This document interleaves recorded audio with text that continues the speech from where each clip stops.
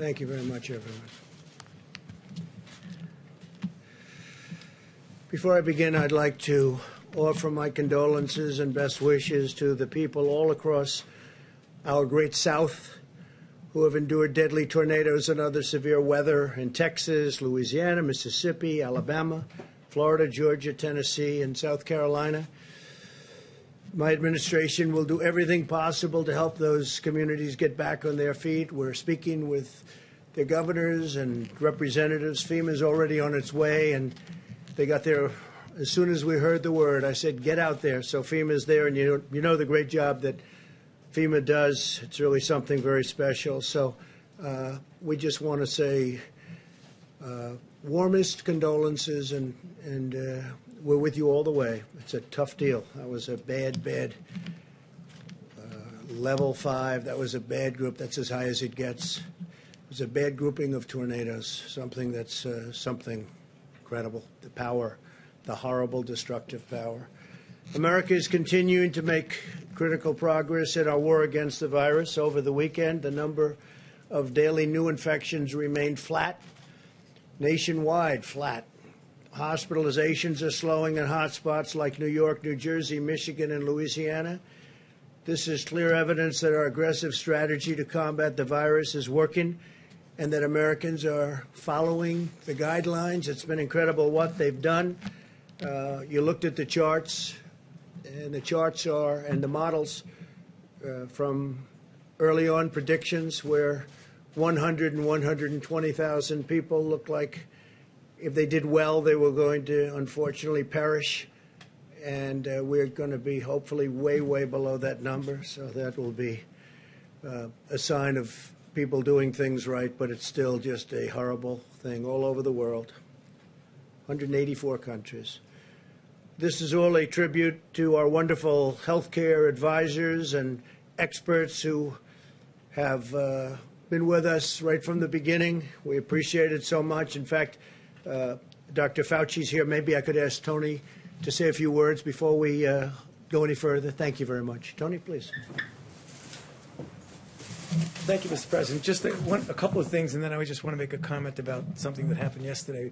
You're going to hear from Dr. Birx soon about the numbers that we've been talking about, how things are starting to balance off. And I think the more as we go by each day, I think we're going to see, and again, I never like to get ahead of myself or of Dr. Birx, but it looks like even though we've had a really bad week last week, remember when I was speaking to you before, I was saying this was really a bad week. There's still going to be a lot of deaths, but we're starting to see in some areas now that kind of flattening, particularly in a place that was a hot spot like New York. That's the first thing. The second thing is that I had a really very, very productive conversation with the Congressional Black Caucus this morning for about an hour, and they really wanted to know what exactly are we going to be doing in the immediate as well as the long range about the health disparities and the discrepancies both in infection and in poor outcome in the minorities in general, but specifically African American. And I mean, I made it very clear to them that what we have to do is focus on getting the resources where the vulnerable are to be able to get testing done, to be able to get the appropriate identification where proper and where appropriate to isolate and contact trace if we can, but also to help mitigate in a community that is suffering and suffering much more disproportionately. So I just wanted to get that out of the way. The other point I wanted to make is that I had an interview yesterday that I was asked a hypothetical question. And hypothetical questions sometimes can get you into some difficulty because it's what would have or could have. The nature of the hypothetical question was if, in fact, we had mitigated earlier, could lives have been saved? And the answer to my question was, as I always do, and I'm doing right now, perfectly honestly, say, yes. I mean, obviously, if mitigation helps, I've been up here many times telling you that mitigation works. So if mitigation works, and you instigate it and you initiate it earlier, you will probably have saved more lives. If you initiated it later, you probably would have lost more lives. You initiated at a certain time. That was taken as a way that maybe somehow something was at fault here. So let me tell you from my experience, and I can only speak from my own experience, is that we had been talking before any meetings that we had about the pros and the cons, the effectiveness or not of strong mitigations. So discussions were going on mostly among the medical people about what that would mean. The first and only time that Dr. Birx and I went in and formally made a recommendation to the president to actually have a, quote, shutdown in the sense of not really shutdown, but to really have strong mitigation. We discussed it. Obviously, there would be concern by some that, in fact, that might have some negative consequences. Nonetheless, the president listened to the recommendation and went to the mitigation. The next second time that I went with Dr. Birx into the president and said, 15 days are not enough.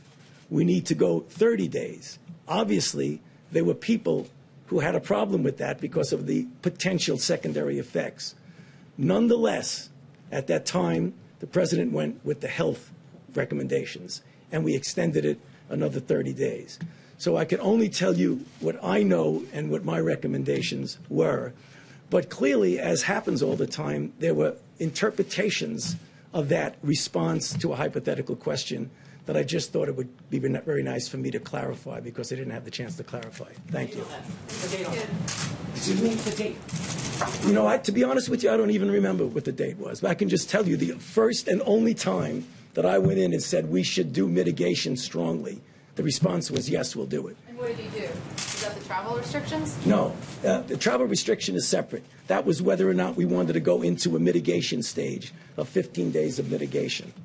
The travel was another recommendation. When we went in and said we probably should be doing that, and the answer was yes. And then another time was we should do it with Europe, and the answer was yes. And the next time we should do it with the UK, and the answer was yes. In this interview, you said there was pushback. Yeah. Where did that pushback come from? No, it wasn't, and that was the wrong choice of words. You know what it was? When people discuss, not necessarily in front of the president, when people discuss, they say, well, you know, this is going to have maybe a harmful effect on this or on that. So it was a poor choice of words. There wasn't anybody saying, no, you shouldn't do that. Are you doing this voluntarily, or did No, the president? I'm doing it. Everything I do is voluntarily. Please, don't even imply that. Okay. So, Mr. President, the question is... By the way, the travel ban, that was earlier. Travel ban was done earlier. And if you look at statistics, I happen to write a couple of them down. If you look at statistics, so on January 6th, that's long before the dates you're talking about, there were, CDC issued a travel notice for Wuhan, China, a notice, before there was even a confirmed case of the virus in the United States. That's on January 6th. This is all documented because we have so much fake news. I like to document things. January 6th, long before the dates we're talking about, CDC issued travel notice to Wuhan, for Wuhan. On January 11th, we have 0 cases in the United States. 0. We don't have any cases. So there are no cases reported that we know of. This is January 11th. The CDC issued a level 1 travel notice for health, while there were still no confirmed cases. So we had 0 cases. People want me to act. I'm supposed to close down the economy, the greatest economy in the history of the world, and we don't have 1 case confirmed in the United States. That's January 11th.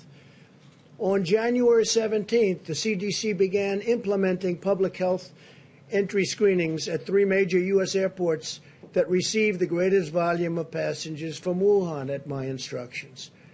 There was not a single case of the coronavirus in the United States. So on January 17th, there wasn't a case, and the fake news is saying, oh, he didn't act fast enough. Well, you remember what happened. Because when I did act, I was criticized by Nancy Pelosi, by Sleepy Joe Biden. I was criticized by everybody. In fact, I was called xenophobic. I was asking Biden to please define that for me. I was called other things by Democrats and some others, not too many others, actually. So that, by the media, definitely. Now, on January 21st, this is long before the time we're talking, because when Tony's talking, I believe he's talking about the end of February. On January 21st, okay, still early, there was 1 case of the virus. At that time, we called it the Wuhan virus, right? Wuhan. There was one case in the whole United States. We had one case. This is all documented. It all comes from you. A lot of it comes from you people. On January 21st, the CDC activated an emergency operations center. There was just one case, one person. That's why that ad was such a phony. There was one person in the United States. You know, they use the ad, there's only one person. That statement was made at that time. One case in the whole United States, one case. I'm supposed to shut down the government, the biggest economy in the history of the world. Shut it down. We have one case. 7 cases were on January 31st. Now, on January 21st, there was a case. Not one person had died. You heard that, Steve, right? Not one person. So we have this massive country, the United States of America. We have the greatest economy in the world, bigger than China's by a lot, right? Because of what we've done over the last 3.5 years, prior to the virus, but including the virus. So we have the biggest economy, the greatest economy we've ever had, the highest employment numbers, the best employment numbers, best unemployment numbers also, the best of everything. So on January 31st, think of it, not one person has died. Not one. Nobody died. Not one, John. I don't think you'll find any. This is reported by CDC, confirmed by the news, which doesn't mean anything to me because they don't tell the truth. But CDC reported January 31st, not one person has died, and I issued a travel restriction from China. Think of it. So nobody died, and I issued. You can't get earlier than that. So we have nobody died, and I said, China, you can't come in. I'm sorry. Because I saw what was going on. It wasn't so much what I was told. It was that I saw what was going on, and I didn't like it. But I didn't speak to Tony about it, didn't speak to very many people about it. I didn't like it. So what did I do? Ready? January 31st, in the United States, not one person had died because of the Wuhan virus. So I issued travel restrictions on that date, even though nobody died, and I got brutalized over it by the press because I was way too early. I shouldn't have done it. Brutalized by the press. But, you know, sort of I've been brutalized for the last 4 years. I used to do well before I decided to run for politics. But I guess I'm doing okay because, to the best of my knowledge, I'm the President of the United States, despite the things that are said. So then, first mandatory quarantine in more than 50 years we did. First mandatory in 50 years. The same restrictions that the Democrats and the media called xenophobic. Now, Joe Biden said he's a racist. He called me a racist because I said we're shutting down entry from China. We're shutting it down. He called me xenophobic, and he called me a racist and other things. Since then, on a Friday night 2 weeks ago, Joe Biden issued a statement. It wasn't him. He didn't write it. I'm sure he doesn't even know that it was issued. But the people from his campaign, who are smart, people that write these little PR releases are pretty smart, reasonably good. Not the best, but they're not bad. But they issued a statement saying that Joe Biden agrees that that President Trump was right to close it down to China. Now, he did that. Now, he issued it on a Friday night. We've all heard about that, John, Friday nights, right? In fact, his was later Friday night than I ever released mine on Friday nights, okay? So he did it pretty late. I mean, you know, like at 11 o'clock in the evening or something. You know, it's pretty late. Anyway, so Joe Biden issued, and it's one of those things. But in February, Nancy Pelosi said we should come to Chinatown. This is late February. Come to Chinatown. We think it's very safe. Come here. Let's all have the big parade, Chinatown parade, probably referring to San Francisco. And that's it. But I took this action early. And so the story in the New York Times was a total fake. It's a fake newspaper, and they write fake stories. And someday, hopefully in 5 years when I'm not here, those papers are all going out of business because nobody's going to want to read them. But now they like them because they write about me. Now, with that, I have a couple of we have a few clips that we're just going to put up. We could turn the lights a little bit lower. I think you'll find them interesting. And then we'll answer some questions. I'll ask you some questions because you're so guilty, but forget it. But most importantly, we're going to get back onto the reason we're here, which is the success we're having. Okay? Please, you could put it on. Thank you. People should be more concerned right now with the flu in this country. A lot of people are concerned about the coronavirus because they're hearing a lot of news about it right now. But the reality is, comparing it to the flu, for example, it's not even close to being at that stage. What if it is worse? Is this a moment where maybe countries put politics aside, a little bit of pride aside, and do we have U.S. officials, should U.S. professionals such as yourself get involved? How worried should Americans be about coronavirus? Coronavirus is not going to cause a major issue in the United States.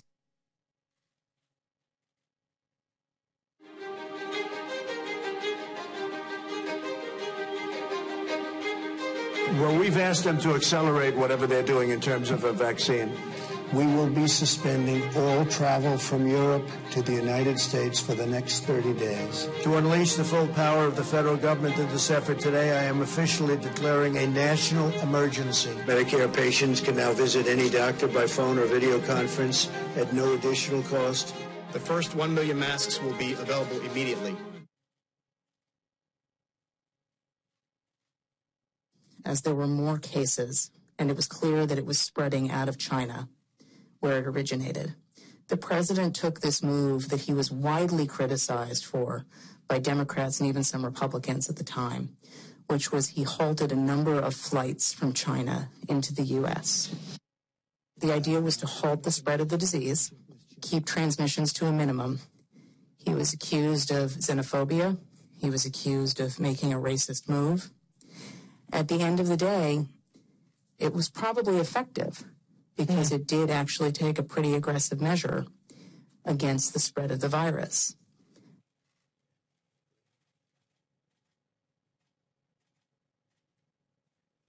His team is on it. They've been responsive late at night, early in the morning, and they've thus far been doing everything that they can do, and I want to say thank you, and I want to say that I appreciate it. He returns calls. He reaches out. He's been proactive.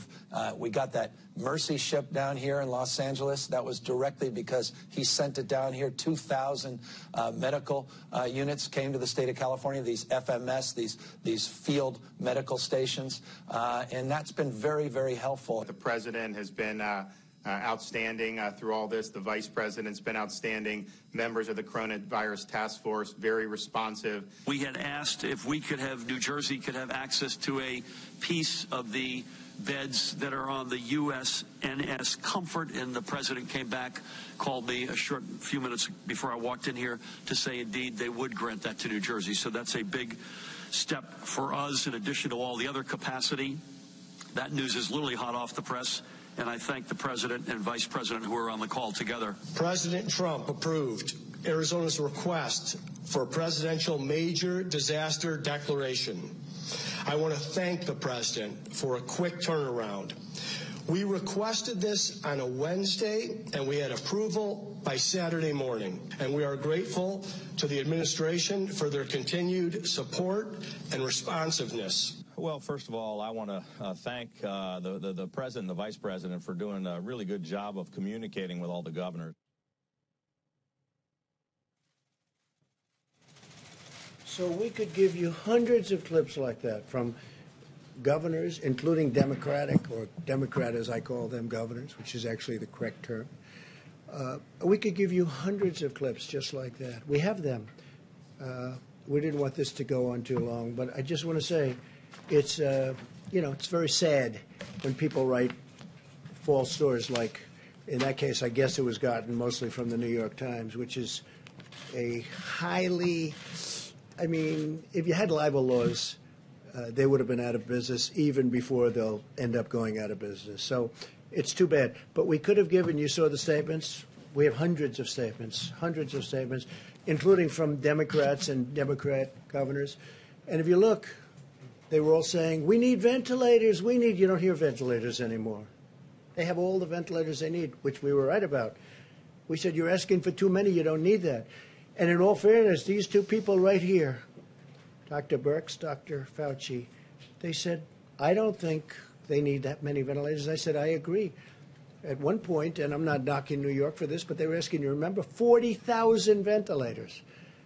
And that's more than they have all over the country. And we got them a lot of ventilators, and nobody's complained. We got them, as you know, beautiful. We built hospital rooms all over the country. The governor of Louisiana, John Bel Edwards, was very nice. He said, you know what, you don't have to build a second hospital. Because good news is happening. They're not able to fill the beds. They needed 2 hospitals. We built one. It was perfect. We're just starting the other. I called him up. I said, you think we should build the second one? I don't think you're going to need it. He said, let me get back. He got back. We didn't need it. With Governor Cuomo, in all good spirit and faith, he wanted to have the Jacob Javits Center done. And we built 2,900 incredible beds, incredible. Then we made it COVID, or to be exactly accurate, COVID-19, and which was a lot of work. We had to change the ductwork. We had to seal up certain areas. We had to put areas of rooftop things over the beds. We did a lot of work, and we had it, but they never really had too much use for it. And they called also, Mayor de Blasio, rightfully he called, he said, would it be possible to get more medical help? So now not only are we building facilities, they're asking us for help because they're unable to man it. And we got him the help. We got Mayor de Blasio a lot of help.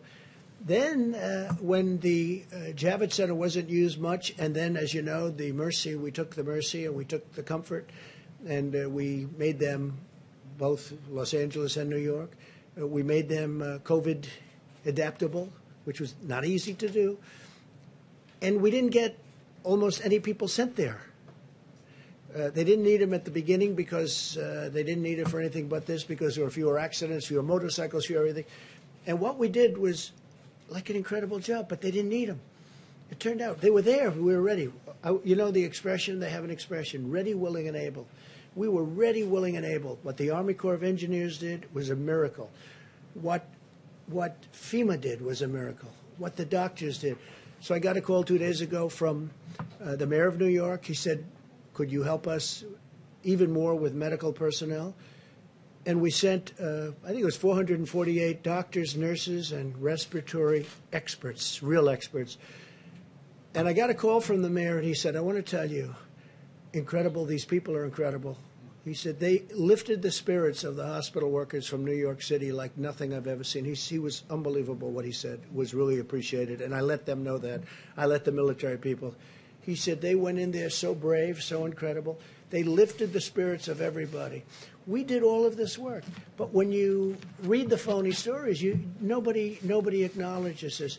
And it doesn't have to be acknowledged from my standpoint, but it does have to be acknowledged from the great work that these doctors, nurses, the Army Corps of Engineers, FEMA, all these people, they've done this incredible job. And they shouldn't be abused, because you take a look at what's happened.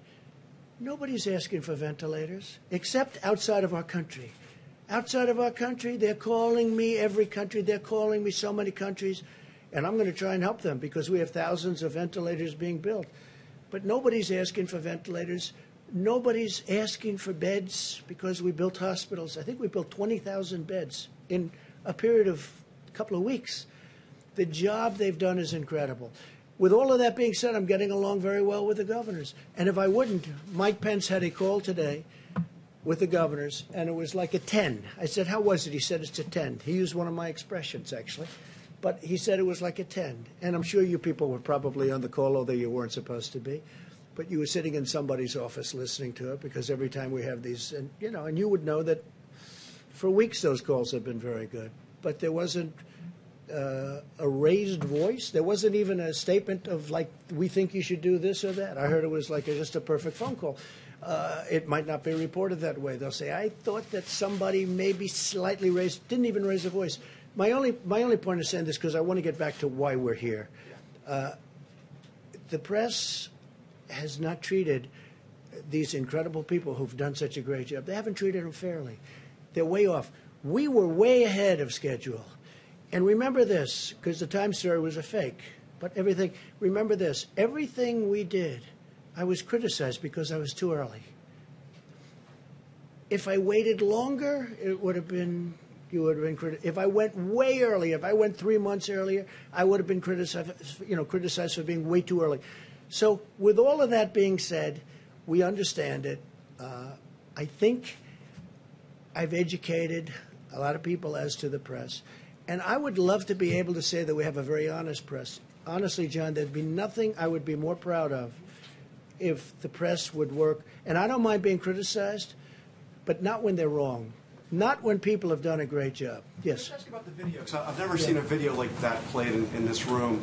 It looks a bit like a campaign ad. Who produced that video for you? That was done by a group in the office, and it was done we just put some clips together. I could give you, I'll bet you I have over 100 more clips, even better than them. They were just pieced together over the last 2 hours.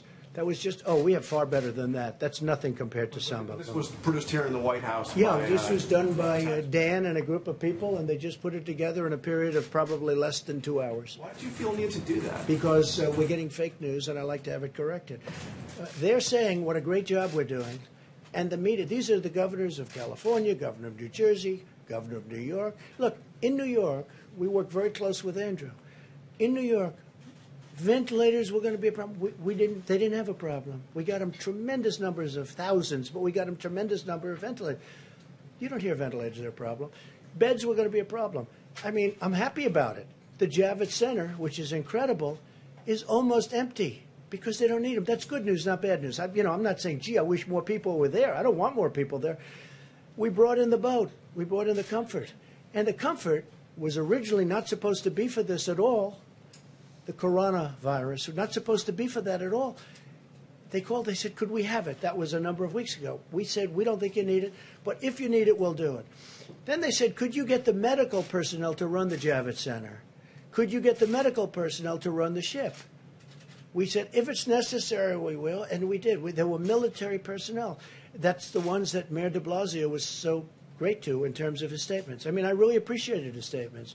He was so impressed with them, and I am too. The level of genius and bravery, they're great people, the military people.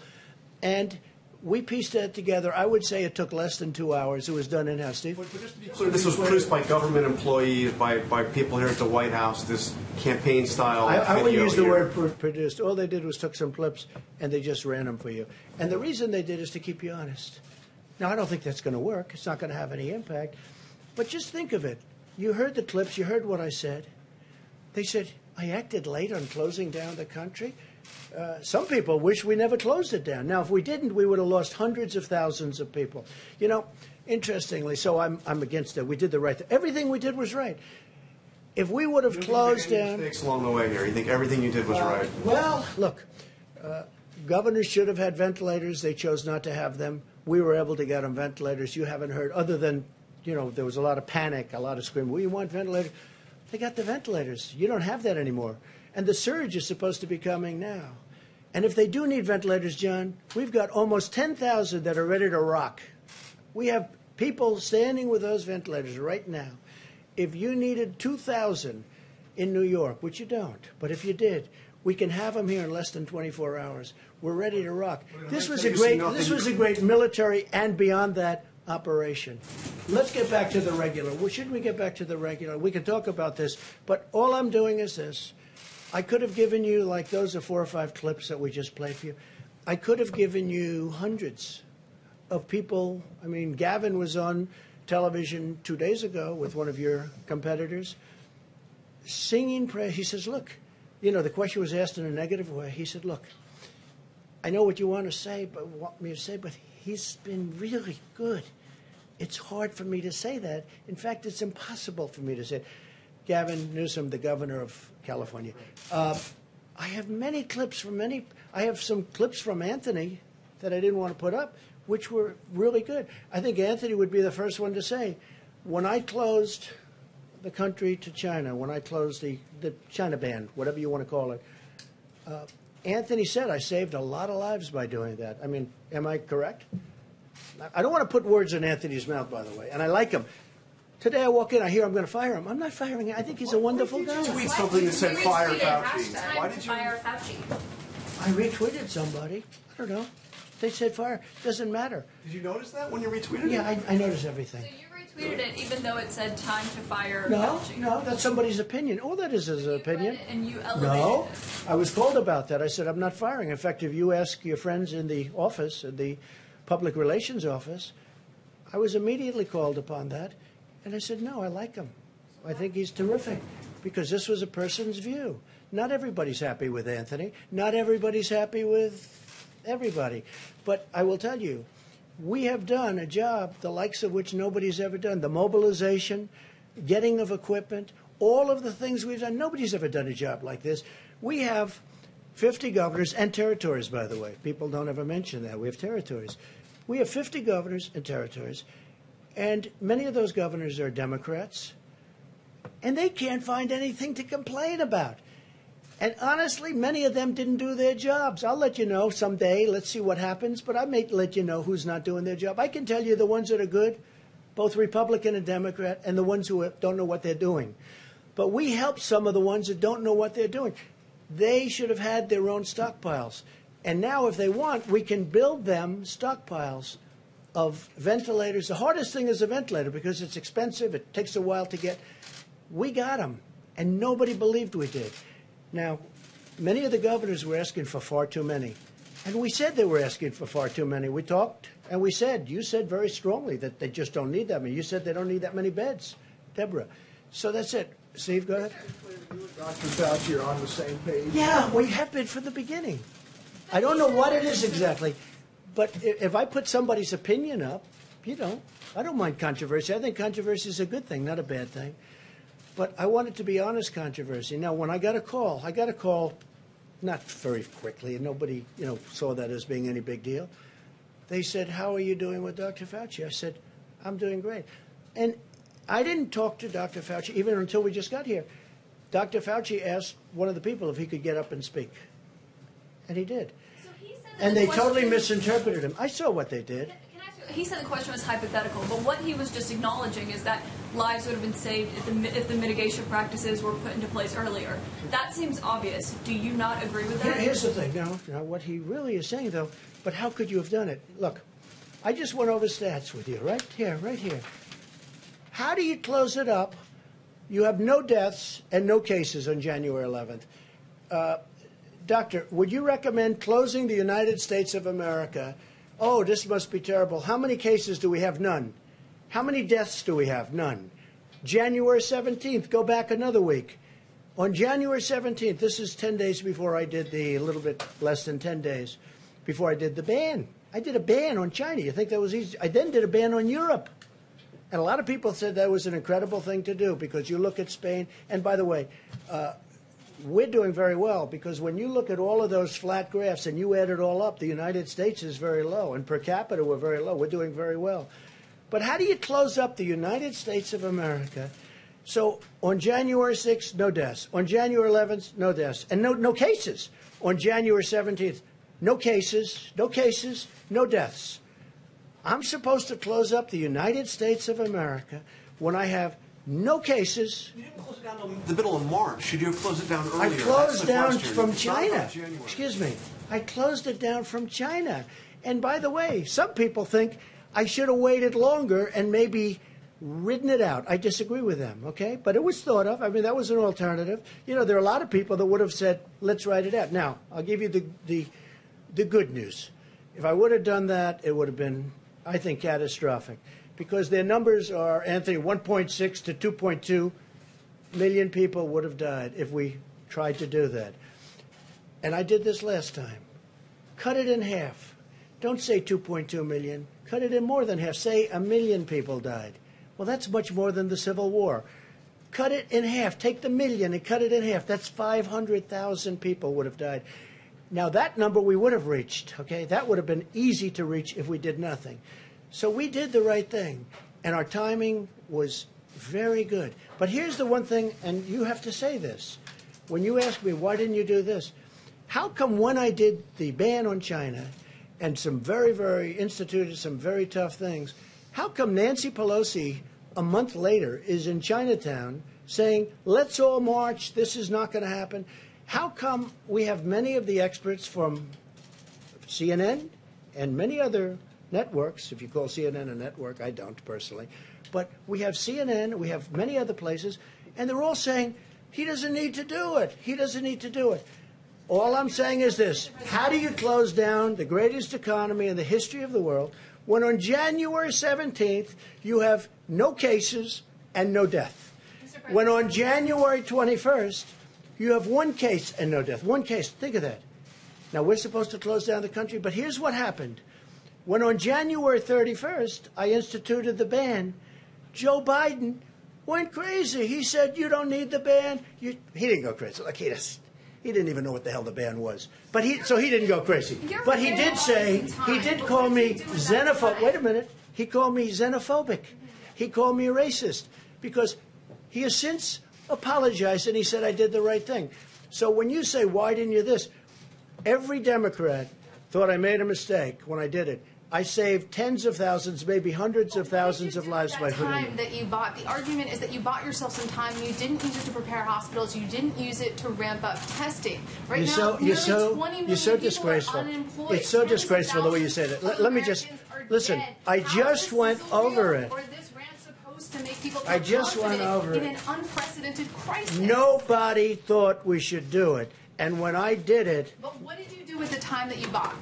You know the we month did. of February. That we did. Was a gap. What do you do? Month of February. What do you do when you have no case in the whole United States?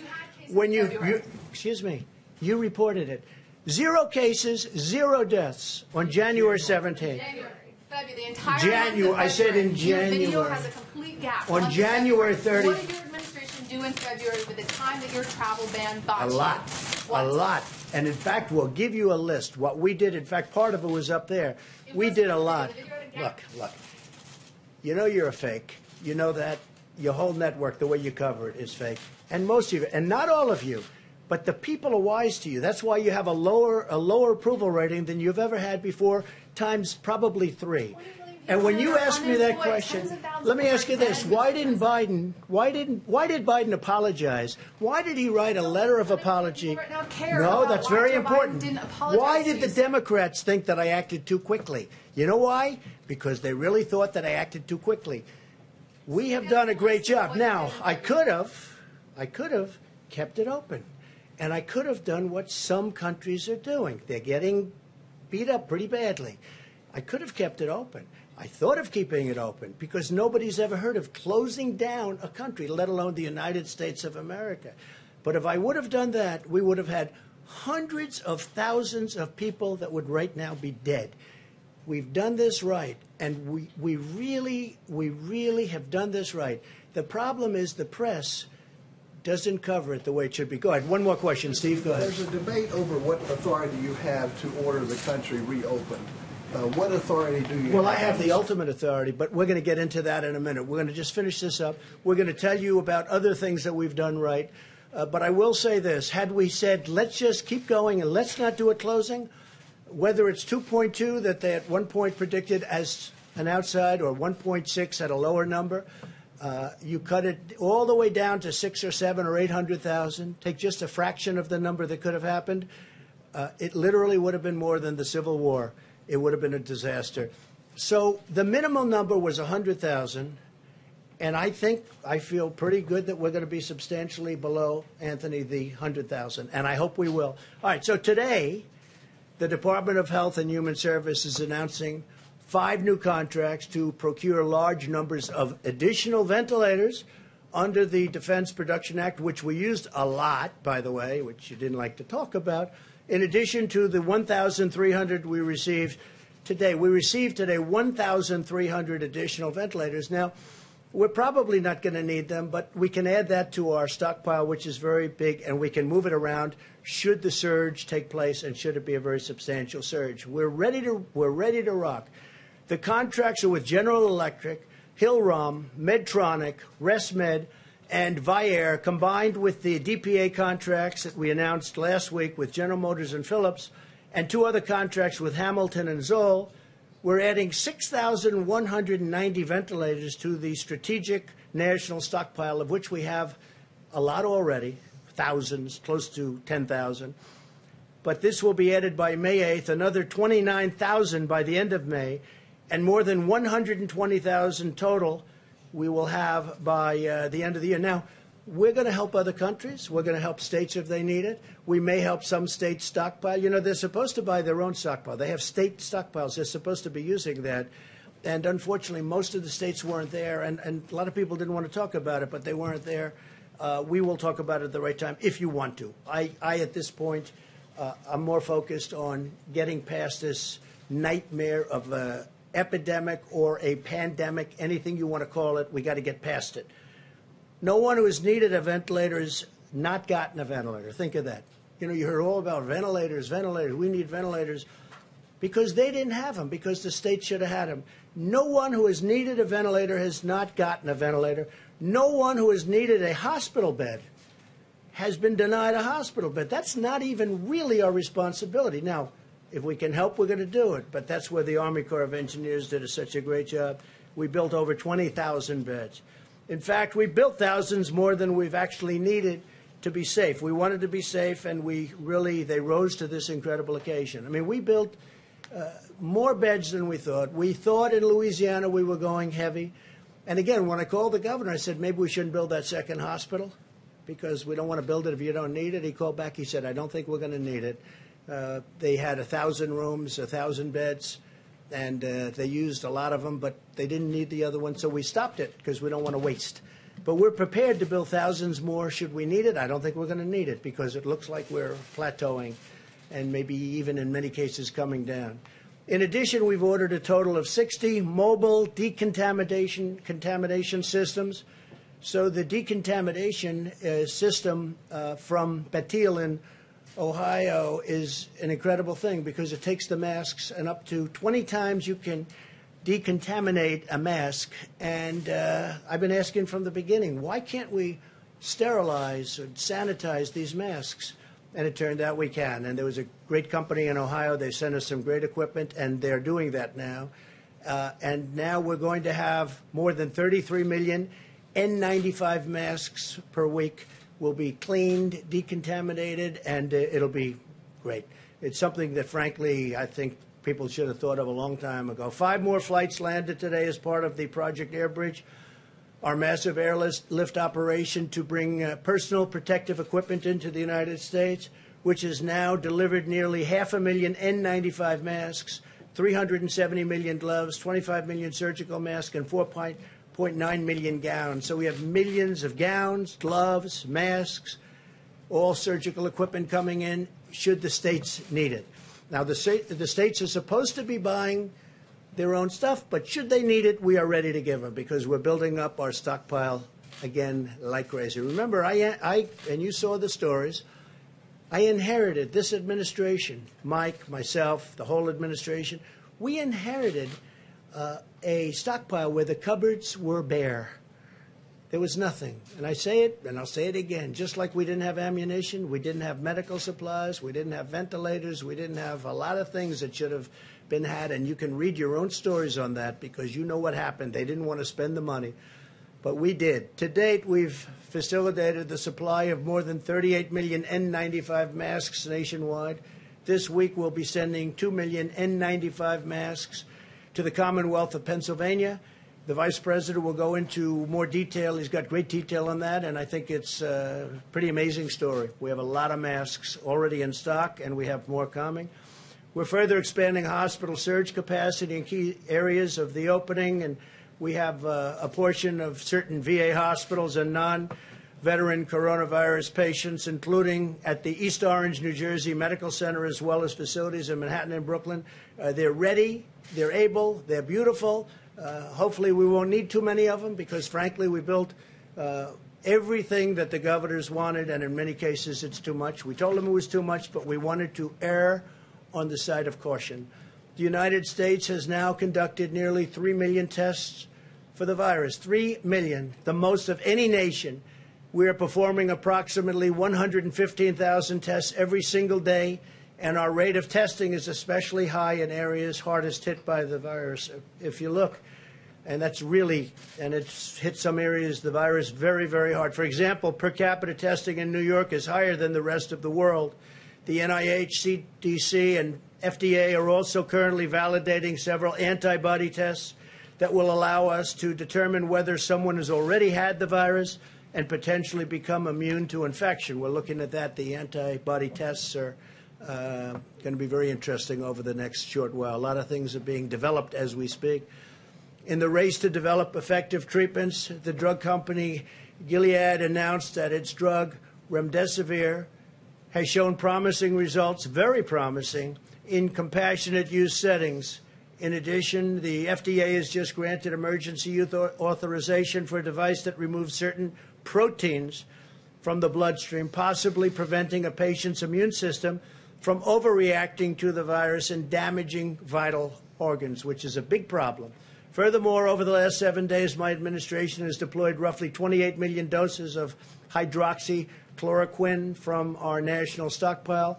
We have millions of doses that we bought, and many people are using it all over the country. And just recently, a friend of mine told me he got better because of the use of that drug. So who knows? And you combine it with Z-Pak, you combine it with zinc, depending on your doctor's recommendation, and it's having some very good results, I'll tell you. I think if anybody recommended it other than me, it would be used all over the place, to be honest with you. I think the fact that I recommended it, I probably set it back a lot. But it's a lot of good things are happening with it, a lot of good tests. Scientists are also pursuing a blood therapy known as convalescent plasma. Convalescent plasma. This therapy uses antibodies from the blood of recovered patients to treat those who are sick. And this is something that actually is a very old procedure, but it's done in a very modern way. During this difficult time, we're also working to ensure that the 2020 census is completed safely and accuracy. We may be asking for an extension because obviously they can't be doing very much right now. They wouldn't even be allowed to do it. So the census, we're going to be asking for a delay, a major delay. I think, how can you possibly be knocking on doors for a long period of time now? The Census Bureau recently made the decision to temporarily suspend its field operation data collection activities to help stop the spread. In addition, while millions of Americans continue to complete their questionnaire online, the Census Bureau has asked Congress for a 120 extension. I don't know that you even have to ask them. This is called an act of God. This is called a situation that has to be, they have to give. And I think 120 days isn't nearly enough. My administration is also taking bold action to help American workers. On Friday, Americans began receiving the cash payments authorized by a historic $2 trillion relief bill. By the end of the week, nearly 80 million Americans will receive a total of $147 billion. And from what the Secretary of the Treasury tells me, that's very much on time and going very nicely. He'll be speaking in a moment. In payments, these payments go directly into the banks and the bank accounts of these people. Millions of additional payments will follow. The typical family of four will receive $3,400. That's for a family of four. That's something. Additionally, through our Paycheck Protection Program, which is a tremendous success, and they should extend it and increase it. This has been a tremendous success. So successful that the banks are taking a little bit longer to distribute the money, but it's going rapidly. We've now processed over $200 billion in loans to help small businesses retain their workers. Now we urgently need lawmakers to set aside the partisan agendas and to replenish this program with new funds, because it's really something that has been an incredible success. And they need more money to keep it going, to take care of these businesses and keep them open. I want to thank the many governors, health professionals, scientists, and business leaders for their incredible hard work and input over the past month, and even long beyond a month, Mike, I would say. You know, we've been working together with a lot of them for, it seems like, forever. I've been having many discussions with my team and top experts, and we're very close to completing a plan to open our country, hopefully even ahead of schedule. And that's so important. We will soon finalize new and very important guidelines to give governors the information they need to start safely opening their states. My administration's plan and corresponding guidelines will give the American people the confidence they need to begin returning to normal life. That's what we want. We want to have our country open. We want to return to normal life. Our country's going to be open, and it's going to be successfully opened. And we'll be explaining over a very short number of days exactly what is going to be. We've also, as you probably heard, developed a committee. We're actually calling it a number of committees with the most prominent people in the country, the most successful people in the various fields, and we'll be announcing them tomorrow. This weekend, the United States also helped facilitate an unprecedented agreement among the 23 nations of OPEC Plus. That's OPEC Plus additional energy-producing nations, representing many of the world's largest oil-producing countries to stabilize oil markets. And we have, in fact, and I think you've seen a big stabilization over the last couple of days. Together, countries around the world will cut oil production by approximately 20 million barrels. People are saying 10 million, but we think that the number that they'll actually hit is going to be closer to 20 million barrels a day, and that will help a lot with saving jobs all over Texas and Oklahoma and North Dakota and many of other of our big energy states. This historic action will help nearly 11 million American workers who are supported by the U.S. oil and gas industry. It's a very monumental agreement. I want to thank Saudi Arabia and the King of Saudi Arabia, Crown Prince of Saudi Arabia, both. I want to thank President Putin of Russia, and I want to thank a very good friend of mine, a man who's become a friend of mine. The President of Mexico showed great flexibility, President Lopez Obrador. He showed great flexibility and tremendous intelligence doing what he did. It was not that easy for him, and I want to thank Mexico and the President. This is a very historic deal, very historic, so we'll see how it all goes. In this time and challenge, and we are certainly in a time probably like we haven't been in many, many decades. We are strengthened and sustained by the bonds of love and loyalty that unite all Americans. I'm so proud of the American people.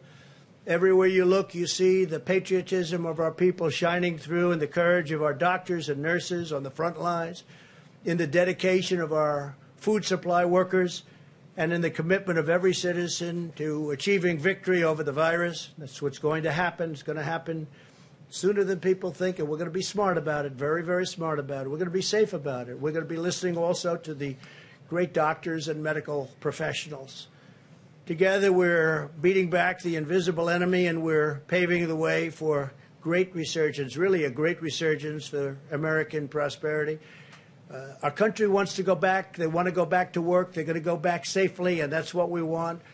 I'd like now to ask Vice President Pence to say a few words, followed by Dr. Fauci and Dr. Birx. I think before we do this, because I know there's an emergency where they want Steve to come, so what I'll do is I'll ask Steve to come up, Secretary of the Treasury. You can talk a little bit and then maybe take a couple of questions about what's happening. Tell him the success we're having. Thank you very much.